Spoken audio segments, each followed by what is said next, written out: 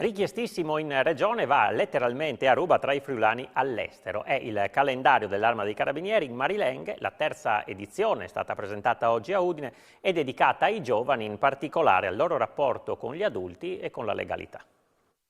Viene presentata oggi la terza edizione del calendario dell'Arma in Friulano, un momento molto atteso, abbiamo detto diventato appuntamento tradizionale per il territorio. Ed è una tradizione che speriamo di far perpetrare, come ha chiesto anche il generale Mezzavilla, perché è un momento di simbiosi con questa terra e con queste popolazioni a cui ci sentiamo assolutamente legati fin da quando l'Italia è entrata in queste terre.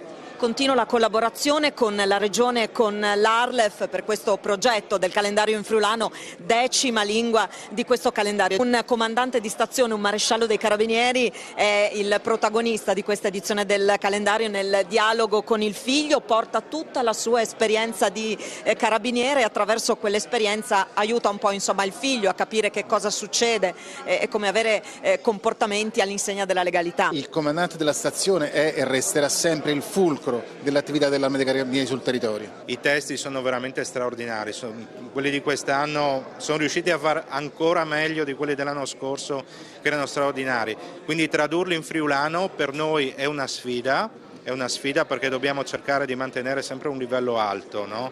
Della lingua, della resa, della traduzione. Abbiamo un'equipe di traduttori, sono bravissimi, e poi anche un onore perché comunque associare la lingua friulana all'Arma dei Carabinieri in generale e a questo calendario, che è un riferimento non solo a livello italiano ma internazionale, insomma già da sé va a onorare anche la lingua friulana.